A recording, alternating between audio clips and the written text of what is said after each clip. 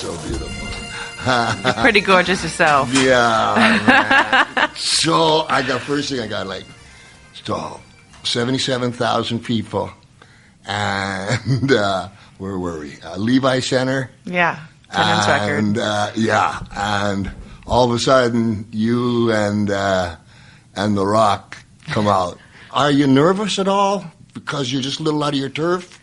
I was nervous in a way when I knew it was coming up. I did. Yeah. In a way, I was like trying to look like I was cool, but my heart, my heart and my chest was like da-da-da-da-da-da-da.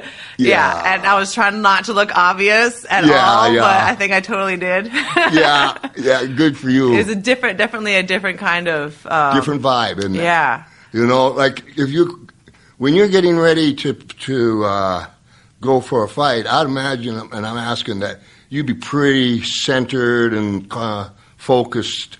I'm trying to compare the two, kind of how you felt when you're getting ready, to go and do battle. What's the kind of the difference in the nerves? I think it's the uncertainty with a fight. Or I don't know exactly what's going to happen. I don't know if I'm going to get really hurt. I don't know what they're going to come out with, anything like that. So, like, it's more like my mind is still running over a million things that could possibly happen. Gotcha. Whereas, like, when I know exactly what's going to go down, roughly, because it didn't go exactly down exactly the way I thought. Give or take. Yeah, give or take. And so I'm like, okay, this is the way it's going to be, and it's going to be this way, and I'm not going to screw it up. Whereas, like, in a fight, I'm like, don't get stuck in a certain way that it's going to be. It can go anywhere, and don't screw it up. I love it. Yeah, so it's a different kind of anxiety, for sure. Yeah. Well, just to help you out there, whoever it is, they're not going to beat you. You're the best in the world. But I hit the ground running for Jesus. Boy. The first I ever wrestled was at WrestleMania with an attendance record at Levi Stadium. Pretty cool, huh? And they loved you. As soon as you came out, they loved you. I had a problem when I left, though. Tell me.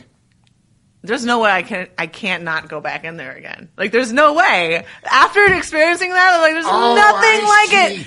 Yeah. Two of your friends who are also MMA fighters, I met them at the after party. They were beautiful, and they were bragging about you. They're just cool. Really solid, down-to-earth people. But, like, once you've been there, you just can't walk around anymore. Can you? No, I can't. The second I left, I was already thinking, like, how could I possibly go back? I didn't even change yet. I hadn't even got out of my outfit yet. So, like, did The Rock, how did you feel with The Rock coming down? Did that give you, like, a little comfort?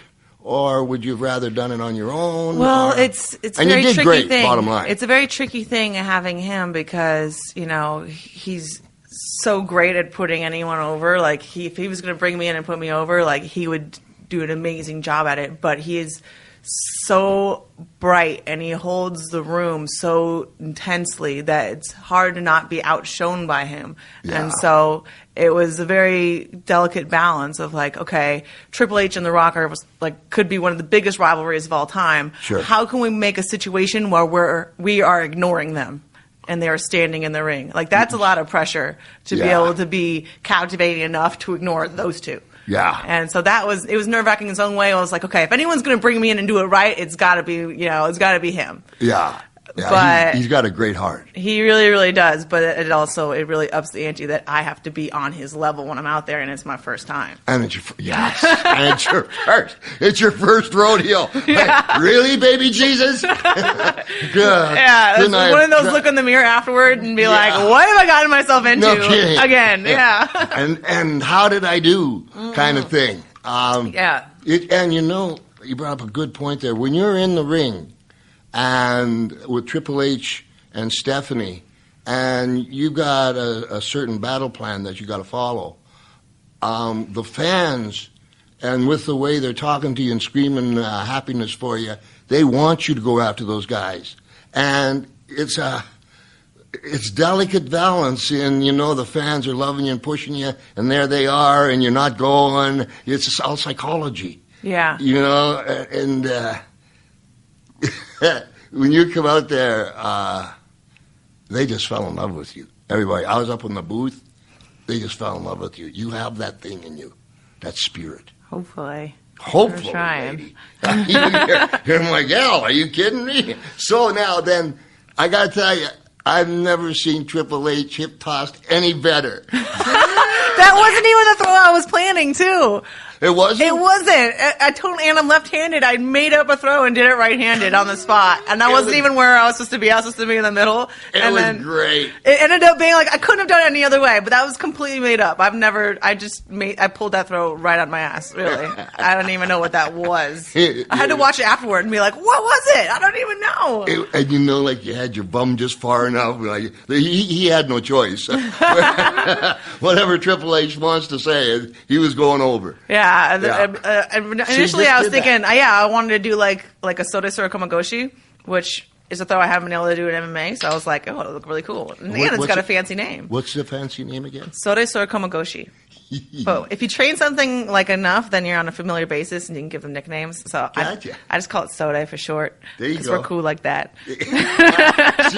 So boom, Triple H goes over you. Yeah. And then here comes Stephanie. Just before you guys had contact, where were you at in your head? Where was I at in my head? Yeah. I was just going to stay there until somebody touched me.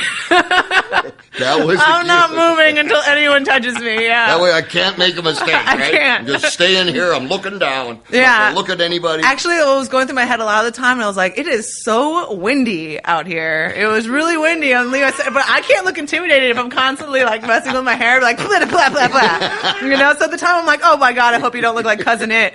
And I watched it later, and I was like, that was some Red Sonja shit. I was so glad that there was wind at the end. But at the time, I was like, oh no, I'm disappearing under my hair. I didn't know how my hair was going to look. Yeah, so there's 77,000 people. You know? Yeah, and I was like, I can't go with my hair and makeup done because it'll be obvious that I'm going to do something. So I had to just go au natural.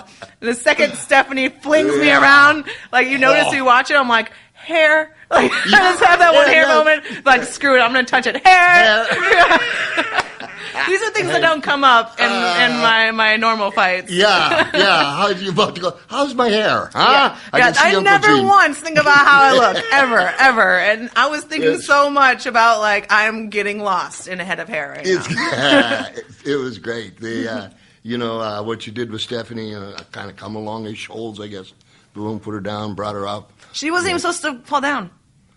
Well, I think she had much of a choice, I think I was being a little bit too rough, and she was in heels, and so I was like, "All right, you're getting back up then. You're getting right back up. Let me help you right on up here." And you did. Yeah, she didn't look like she had much of a choice. She was going to go where you put her. Yeah, it was kind of awesome, like seeing everything that is planned and everything that doesn't go according to plan. Yeah. Is actually the funnest stuff. Like, everything that didn't go the way that we wanted it to go was way better than we could have thought of. So it's so cool. That's where the magic is. Yeah. You know, like when I was wrestling, back when the Dead Sea was just sick, long time, it was like Z or Z. Okay, you got to go to Z or Z. But like, don't tell me how to get there. That's where the magic is. Right. Sometimes I don't want to see my opponent. And I hate pyrotechnics and music because when I come out, I can't feel where they're at. Mm. And so, but I'm one of those rebels. Hey, if I could get in there without any music, and if I could literally teleport from my locker room inside an octagon when I'm fighting, I would be happier. Skip the whole introduction, everything. Yeah. That's for everybody else. That's not for you. You just got to be a little generous and allow them to have that time. Yeah. To get excited, because I'm already excited. I've been excited for weeks, but they need to get excited over that day. Yeah. So, like, you thinking of going back to the WWE? I need to find a way, but I have a lot of stuff going on. No kidding. I'm looking. I want to get the Butler. I'm fighting August 1st. You're busy. First of all, the kind of beating that Betch Correia is going to get in Brazil is nothing compared to anything that anyone could make up.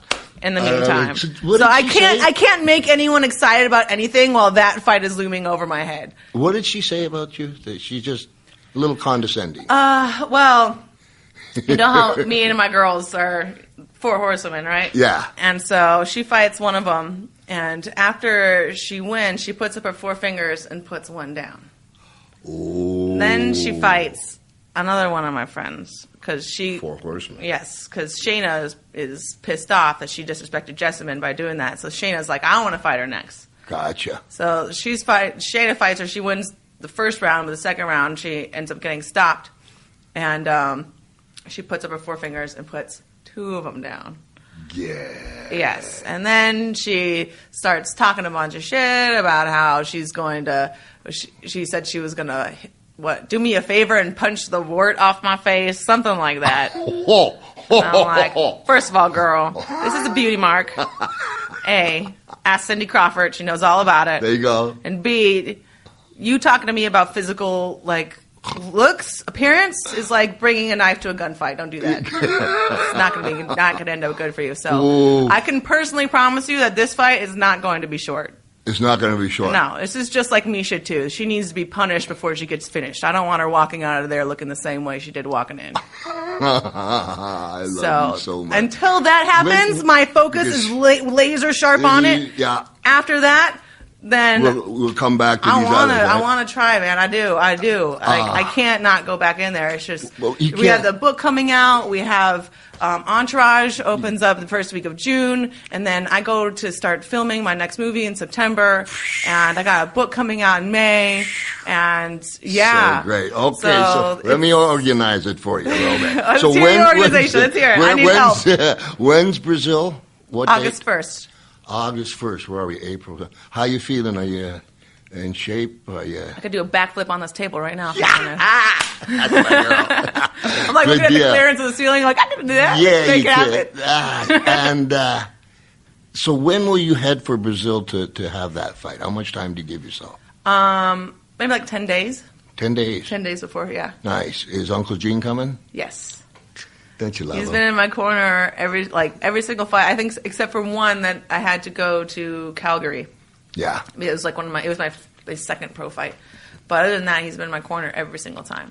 Don't you love him? He's the best. He is the best. So get this, like the toughest guy in the world.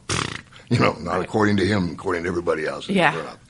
I actually in the ring defeated Judo Jean LaBelle. She's laughing at me. Well, no, my producer's laughing at me. It reminds me. Hang on a second, you guys. When I first started getting into fighting, this is what Gene told me. He was like, "Listen, kid, I've won." Jeepers. It's out of your nose. Don't do that. Listen, kid. That's so. You know, I got a lady here. Hey, listen, kid. Yeah. I want you to know something. Yeah, that's how it is. You're like, listen, kid. Yeah. Okay. I've won every REAL fight, and I never made a penny. But I've lost every REEL fight, and I'm comfortably retired. That was him telling me not to fight. Yeah. That's why I was doing stunts when I was trying to work my way up through MMA. I was taking stunts as odd jobs just to make enough money. What's your favorite kind of stunt? Are you in the ground? Are you in the air? I mean, what they usually use me for, because of judo, I can fall anywhere on anything. Like, you could drop me on the concrete. I mean, that's why in Fast and Furious, I did all these falls and stunts on marble floors, because I can fall on marble floor over and over and over again, and it won't hurt. Yeah, that's where you're most comfortable. Yeah. Okay, so they'd have me do a lot of stuff like that. But I love doing, like, falls are my favorite, because I love heights, but they won't let me do it. They didn't let me take any falls. No, it's just, they says it's because I had fights coming up. So all the falls in Expendables, all the falls in Fast, they didn't let me do it because I was fighting like 6 weeks later. Well, they're taking care of you. I know. But I like to do my own stunts too. But no, you know what? My favorite is guns. Guns? Guns are my favorite. You and my son would get along. He packs, he packs all the time. Awesome. 2 knives in the back, AK, 57, 47, whatever it is. Got a Glock. And he's got a I'm about to go gun shopping like next week. I'm getting an AR-15 and a Glock 22. I'm so excited. Do you ever shoot skeets?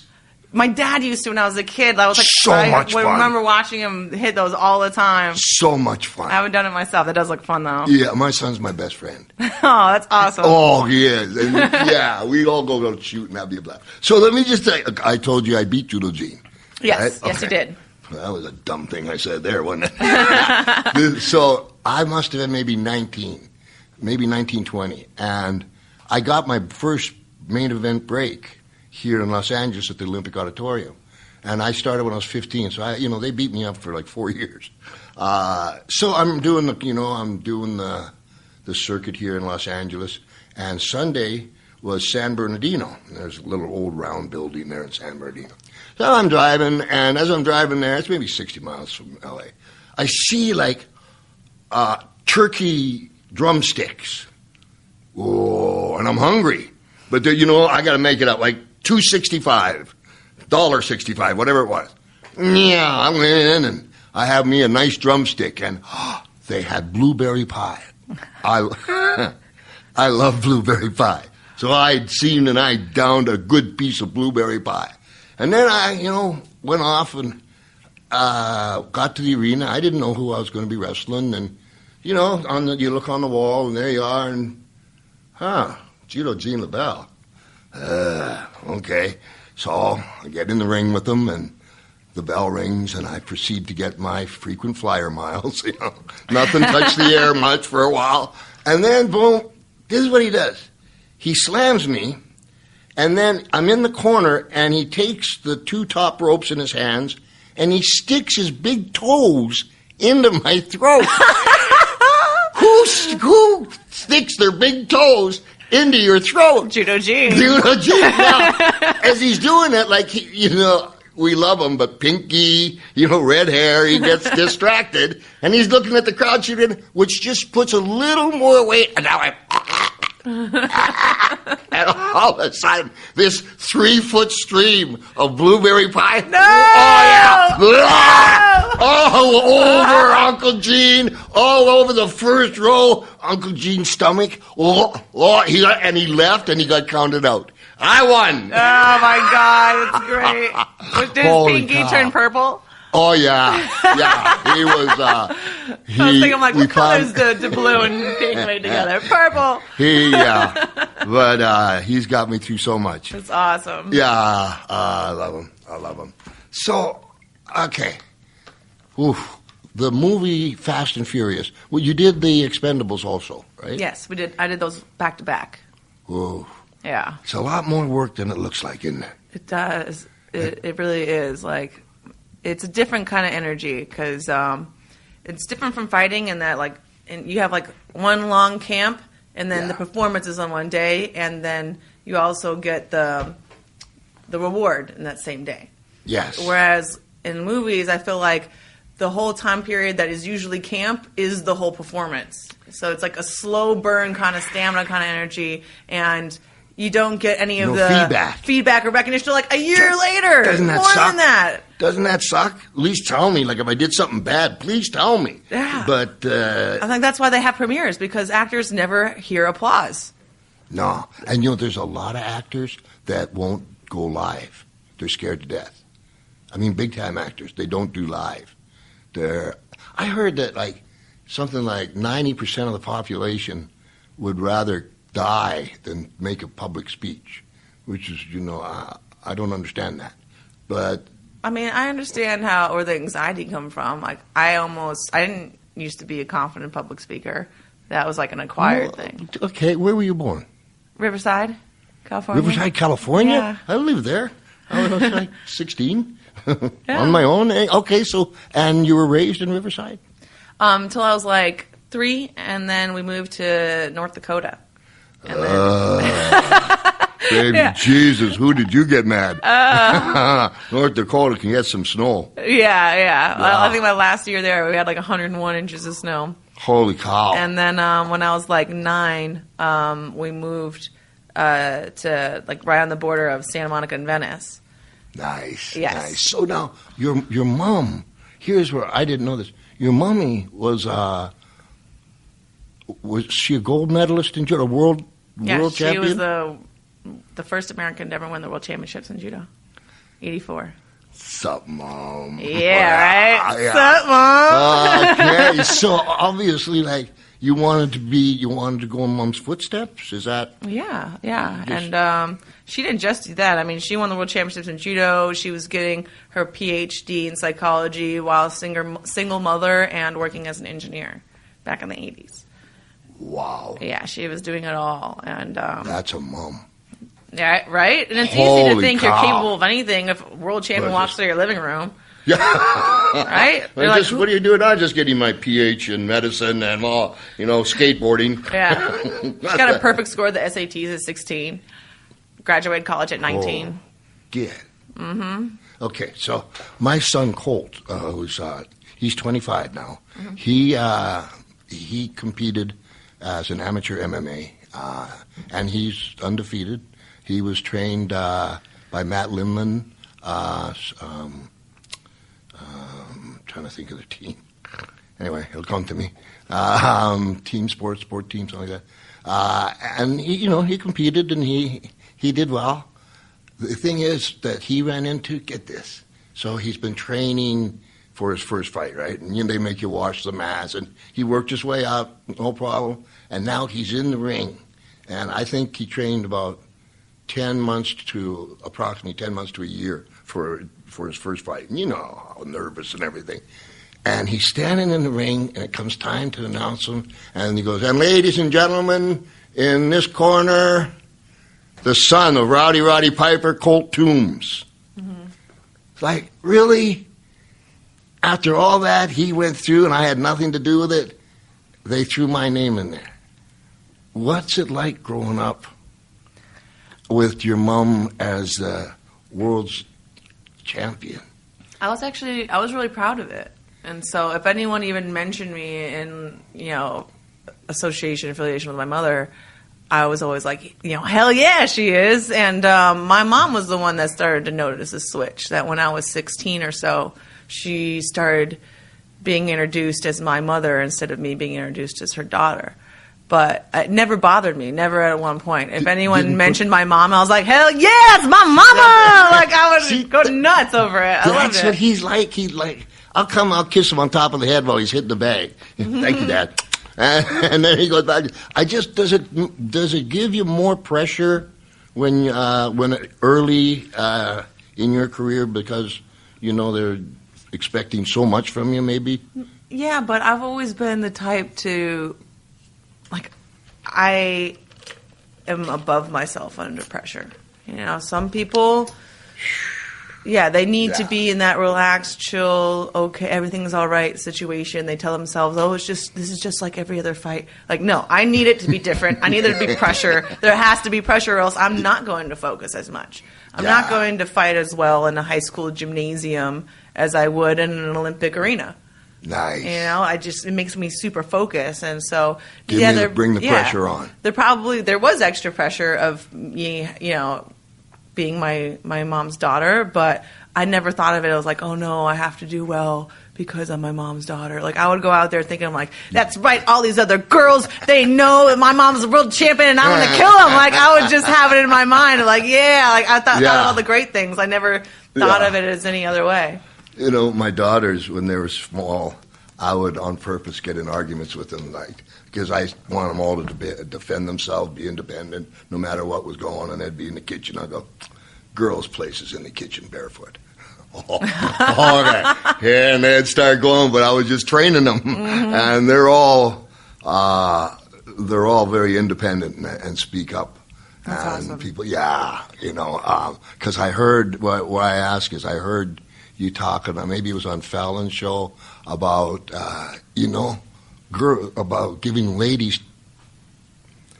them opportunities and what you overcome. And for ladies, it's like, here you are, pound for pound, probably the best in the world. And you're breaking down doors. You're the hottest thing in the UFC. When did that ever happen before? No, it hasn't. It's you that did it. And it's so cool. I don't think you're paving the road. Like the very first WrestleMania. I don't know what's going on. What do you know? I don't know. There's the exit. We better get out there. They rang the bell. And away we go. And we didn't know we were paving the ground. Right. That's what you're doing for ladies forever now. So that's a pretty, Burt Reynolds is a good friend of mine. When he says, what we don't get? We don't get enough, like in your case, atta girl. Good job. Thank you. Good job. Yeah. I know I got to take a break. Take a break, and I don't know, I may ask her to marry me. We'll be right back with Ronda Rousey. Ouch. Okay, we're back with Rowdy Ronda. How, do you like the name Ronda? Rowdy, rather? Is it working for you? It's working great for me. Yeah. I don't know if you remember giving me permission to use it. On the phone, you called me, and you were so sweet. Yeah, and I saw you right after that at when they did the grand opening of Hyaston, the new location. Yes. You came, and then I was like, remember talking to me? I'm about to have my first amateur fight. I know I remember this a lot better than you, because you're like, yeah, whatever, kid. But back to the kid. yeah, whatever, kid. Yeah, you were like talking to Gina, like, I don't know if you remember saying like use your name, but I'm totally about to fight and can I use your name? And, yeah, but you were very, very sweet, and I'm proud of you. Thank you. Yeah, I'm proud of you. Let's see now. Trying to do the name justice. In Brazil, you'll do it justice. You know, you're gonna extend the fight and make sure the lady knows that you're the Four Horsemen. Well, yeah, it's she's gonna have what my dad used to call a come to Jesus meeting. A come to Jesus meeting.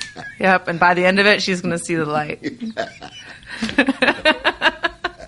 Killing me. So, like, do you do interviews? Do they have interviews for you? Where no, this is my first interview ever. Yeah. Let me get the hook out of my mouth. She's killing me. She's killing me here. Security.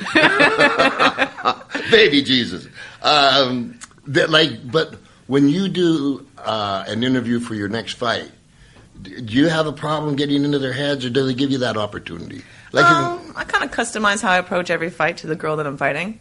Sure. And so, like, if I'm fighting a chick that's like, she's like Liz Carmouche is a Marine that's done 3 tours, or, Sarah McMahon is an Olympic silver medalist, no intimidation stuff's going to work on them, so I'm just not even going to bother.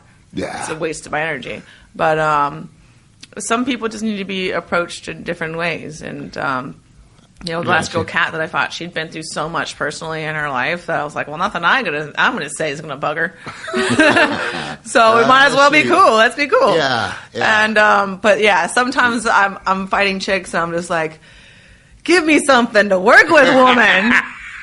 I remember I was on a conference call a while ago. Give me something to work with. Yeah, we had to do like this, before every fight, we had to do like this pre-fight press conference call where all the fighters on one call. And I forget which fight what this was for.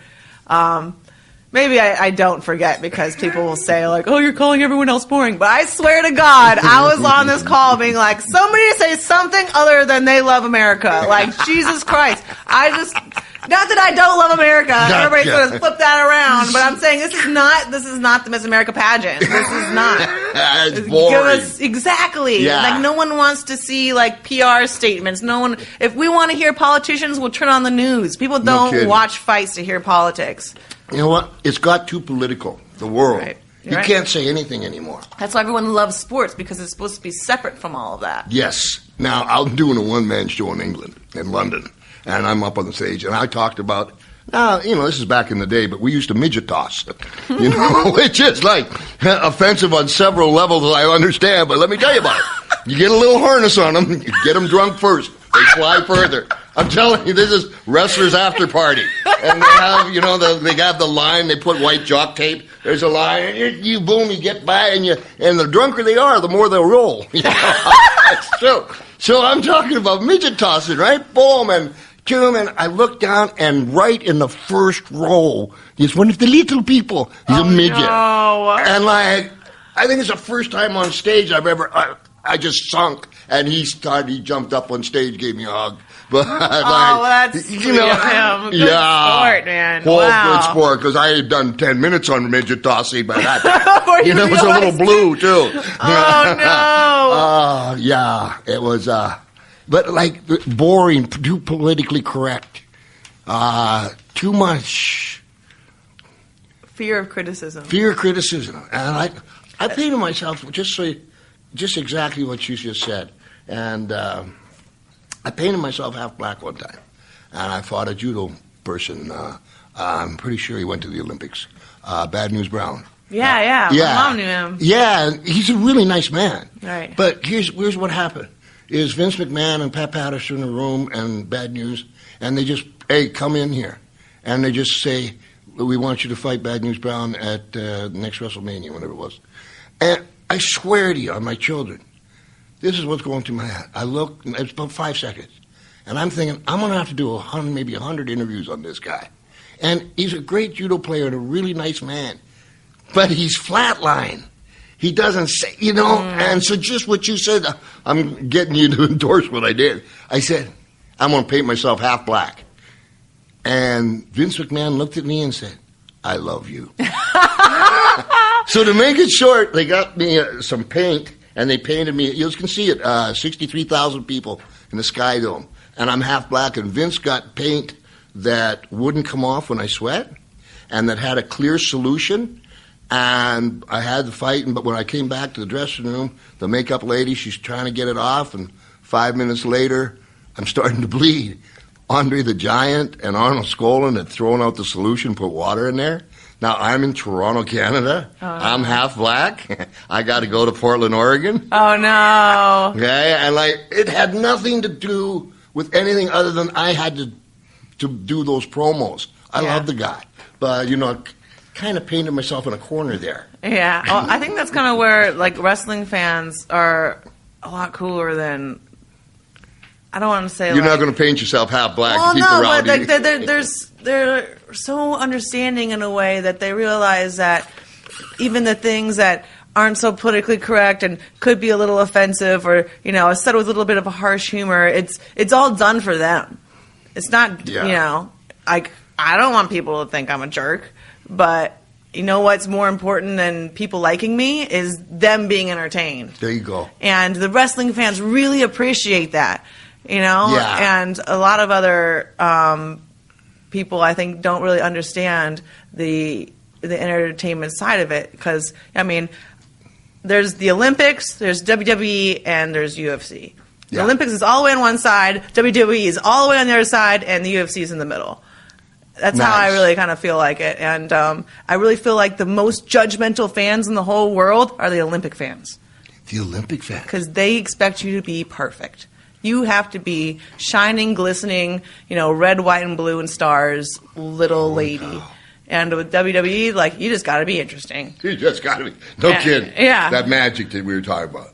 You got to have that. Exactly. And, of course, Olympics, you have to be able to perform and be athletic. And, of course, WWE, you have to be able to perform and be athletic. Yeah. And I don't know. It just seems like there's so much more understanding, I think. There's a lot less judgment on the entertainment side sometimes. Yeah.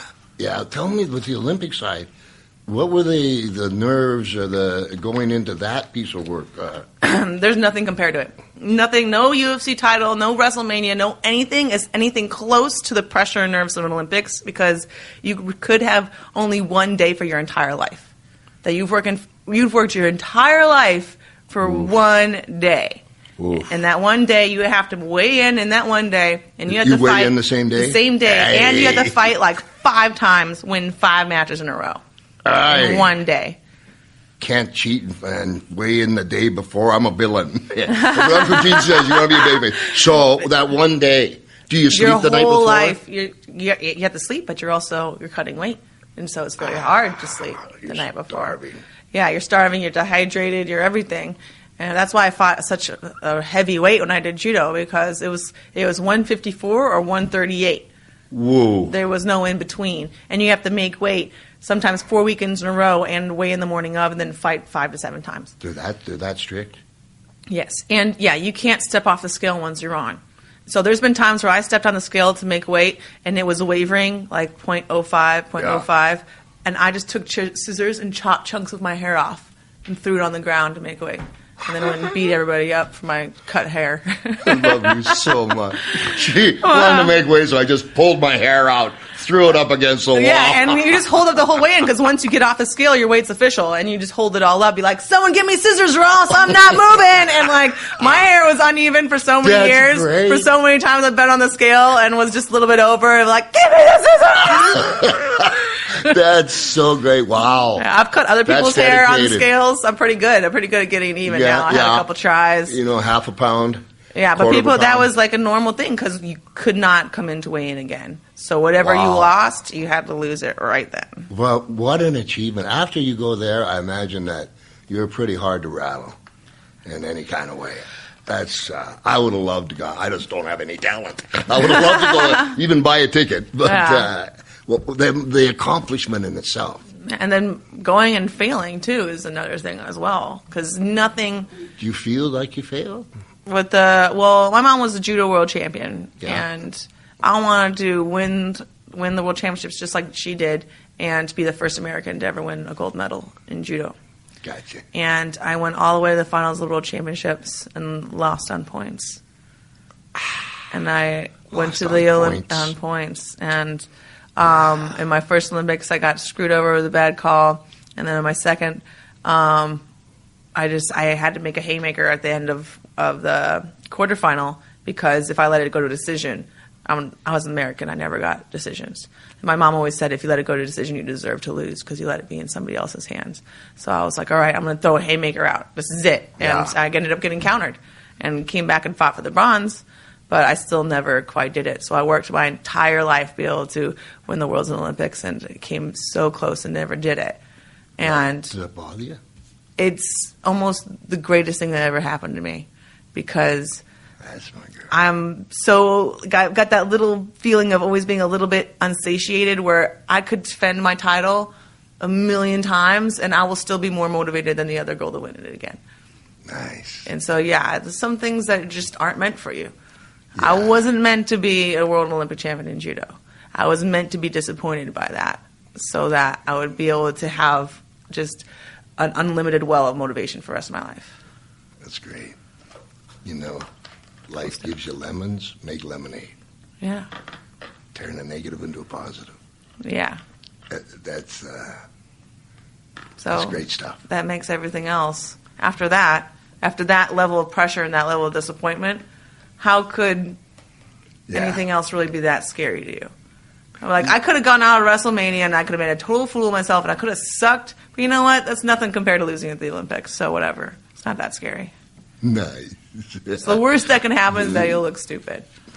The MMA, the worst that could happen, you could be like, your hair. I could be maimed for the rest of my life. I could get a big cut through my face. Like, that would suck. But I'm comfortable. I could probably retire now if I wanted to, me and my gash. So I'd be fine. Me and my gash and my dog. The hair is important. The hair is important, right? I'll just pull my hair over to one side for the rest of my life, and I'll become a surfing hermit with my dog. Like, that's not as bad. That's not even that scary. Compared to losing the Olympics after training your whole life, and dreaming, like literally laying in bed at 6 years old thinking about winning the Olympics one day to not happening, I'd rather be a gashed up surfing hermit. What kind of dog you got? I got a Dogo Argentino. Yeah. You love him? Oh, she's amazing. Yeah. Yeah. Live without him. My wife is an animal nut. I'm 0-45 with her. I've been married 32 years. Kitty, I love her. Oh, yeah. And she got like so many animals. I was about to say, like, do you have 45 animals? Is that how you keep score? Unbelievable. Like 30 goats, 7 horses. I don't know how many dogs, a parrot that's going to outlive me. Please tell me you have fainting goats. I have goats that are all running all over. Do you have fainting goats? Oh, fainting goats? Yes, we have a couple. Yes, they just.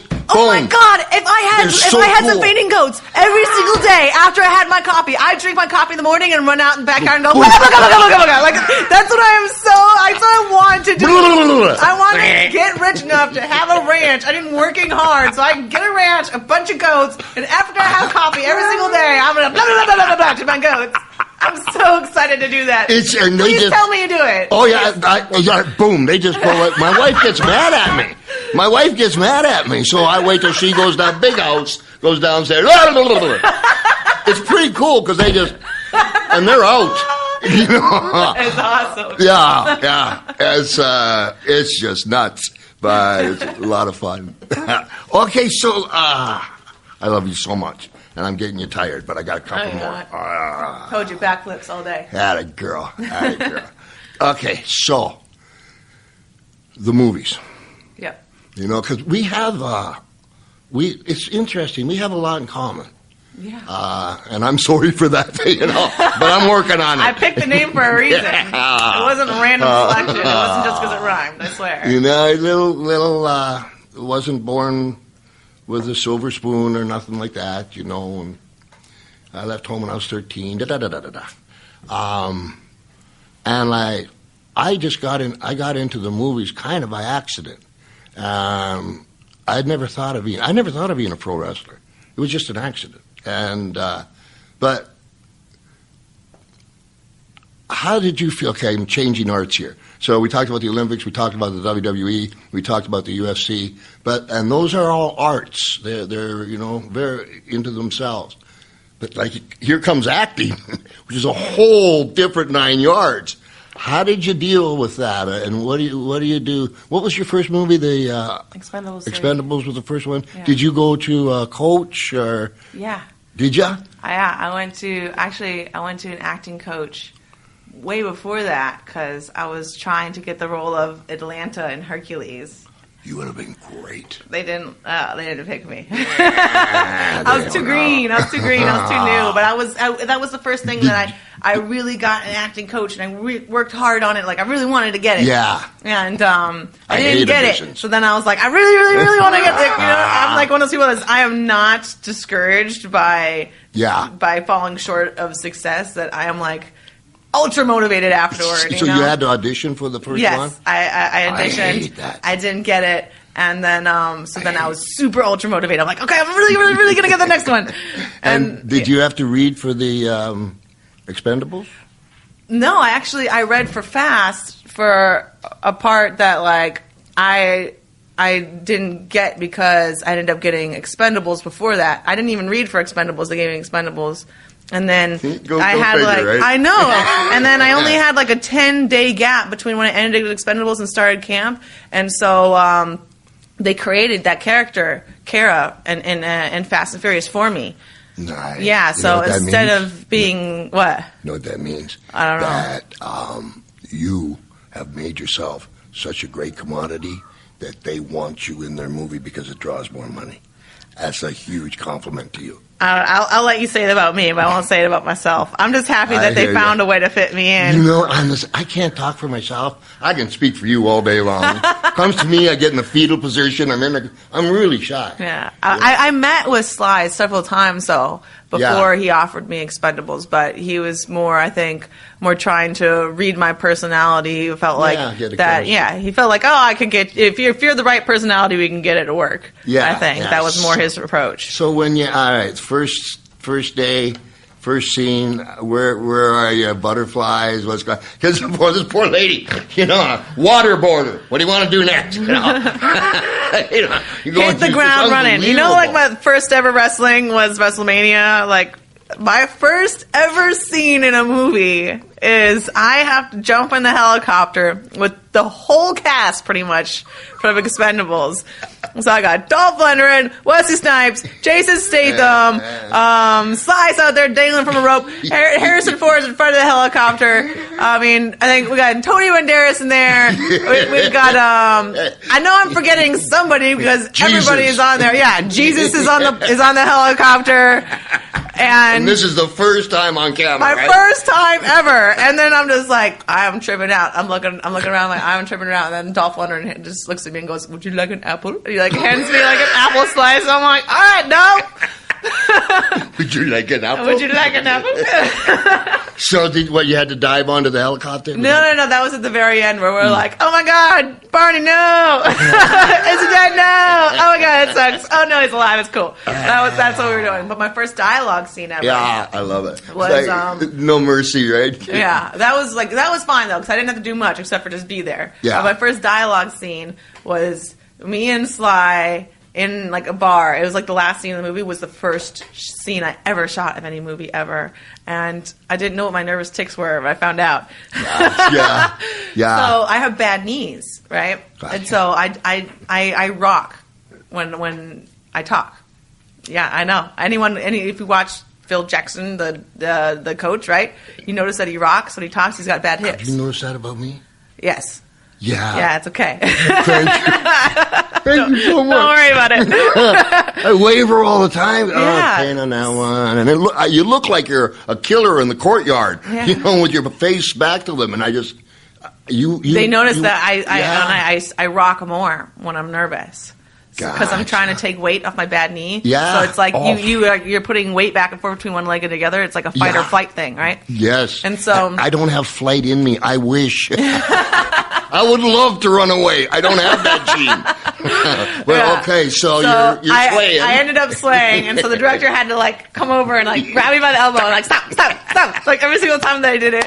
And everyone was so cool about trying to help me out and feel relaxed. And like Kellen Lutz was there with me too, and he was like trying to give me advice. It's like try and like squeeze your fingers together to like revert, like just put your energy somewhere where it's not showing. Yeah. And I'm like, all right, I'm like still trying to figure it out.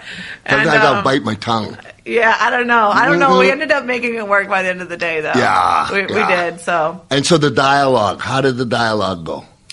What was the actual scene? Yeah. Well, just. It was more like me saying thank you at the end because. Nice. Did you feel good about it? Yeah, I felt good at the end of the day. But yeah, I think the first time I shoot any first dialogue scene for a movie. Yeah. I'm nervous for her. And then after that, it's like, whatever. So would you prefer to, you got your first dialogue scene, would you prefer not to see the person and not rehearse and just go do it? Or would you prefer to rehearse and block it so you've got an idea? Well, what Sly did, which was awesome, which works way better for me, is he would change lines and change the order and change everything the second we got there. And so I'm much better at reacting to another person than memorizing and repeating. And so sometimes he would just change the words in the middle of the scene without even telling me, and it would just force me to think and react as if it's an actual conversation instead of trying to be like, all right, he's about to end talking. Okay, now I talk. So that's what I love that he did. He would purposely change everything around to be exactly what you did in practice, and then it always ended up being way better for me that way. My take's always my best, and I don't like to rehearse it because maybe they're going to do something that makes me and if we rehearse it and I do it and somebody likes it and then I go to do it when we're shooting, to me it's like it's old. It's already been used, and I don't know. It's just me. Well, one really cool thing, another issue. Yeah, one really cool thing they did on Entourage that I hadn't seen before was we would do it a couple times until we finally got a take that we're like, okay, we got a good one. Yeah. Then they'd say freebie. So, like, the last one, you could do anything you wanted. That's because cool. They already knew they got a good one, right? Yeah. And it was usually the last freebie when we would totally go off the lines and do whatever. That's, like, we ended up keeping a lot of that stuff because he would just be like, this would be funny, this would be funny. But instead of, sitting down and be like, should we change the scene? And, like, holding everything up. How did you talk? Should we change the scene? Because I really feel like my character wouldn't feel like this in this situation. So we should really change that because, her motivation is totally coming from It's like so much, right? Yeah, so like really? So to take that out, they're like, just shoot it our way until we think we got a good one, and then you can have a freebie and do whatever the hell you want. And so that was always fun. We ended up keeping a lot of stuff from the freebies. Nice. So I'm still learning, I'm very much a white belt in the game, and I'm working my way up. But you got a book coming out. Yes. What's My the name Fight, of the Your book? Fight. My Fight, Your Fight. Yeah, I wrote it with my sister, who is happens to be an award-winning sports journalist. Baby, Jesus. Yeah, my stepdad's a rocket scientist. Serious? Yeah, I'm serious. Did you adopt me? Ask my mom. She's the one that ask Mom. She doesn't have any more kids in the house, so she might miss it. Couple of Cheerios, I do the lawn, I'm all over. So, how long did you work on the book? Man, we were looking on it maybe like not even a year. It's a lot harder. It is a lot harder than you think it is. I wrote one, and I'm writing one right now. I'm writing one to my family because they don't know much about me before I was 15. Right. And so, it's like scared. I'm scared out of my mind. Right, and to have to revisit everything. Yeah. There's so many things that you put out of your mind, and it really. Like you know where you've been, right? And then you already know where you're at, but it's hard for you to really go chronologically. Isn't it? And then this, and then thank God it was with my sister, because you know how many times I was just bawling, crying, trying to get the words out for this book. I mean, there were times my sister was like, "We need something to fit in to this situation. I just need one paragraph," and I would text it to her, and I'd be like, bawling, sobbing this text message, trying to get one sentence out because, oh God. The guy in the car next to you, who's that? Oh, that's just the world's toughest lady. Yeah. Yeah, a lot in the book is about how much I cry all the time. Oh man, There's so much of me crying in the book. So, okay. It's funny and a lot of parts too. For me, too, like, it's like, okay, tell me about your life. Until somebody tell me a wrestling story. I don't know any. But somebody will go, hey, bear. One time I fought a bear for $25. You go into it. Yeah. As I'm writing the book, I don't have a sister.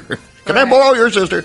And it's hard to, and it's my take on it. Right. And sometimes my take can favor me a little more. I'm a villain. Judo Gene told me you're a hero to the people. I remember, they love to hate me.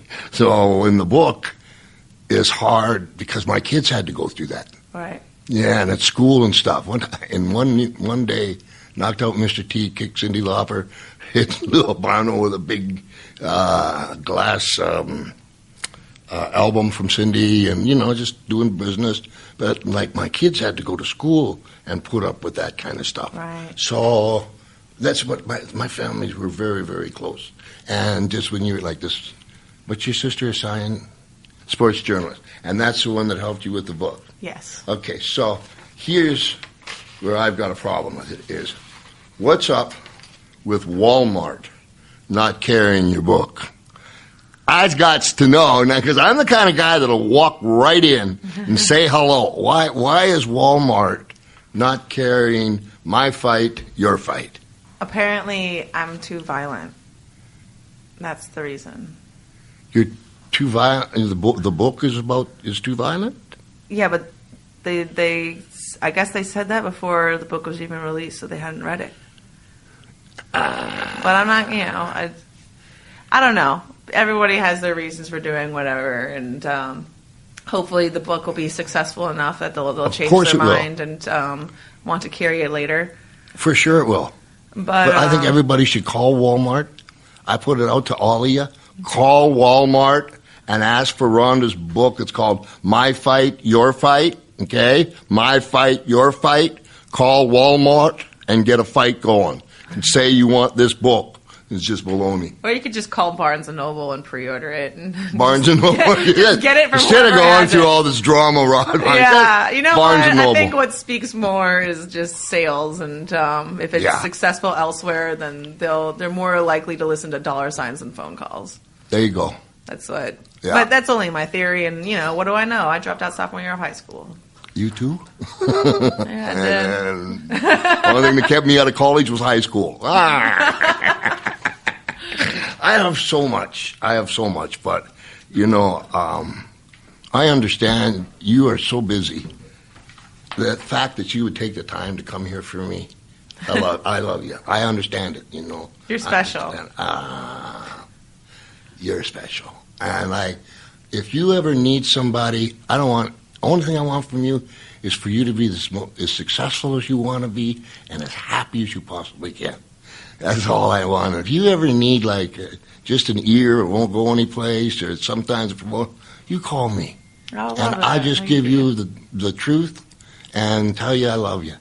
I'm a big time daddy.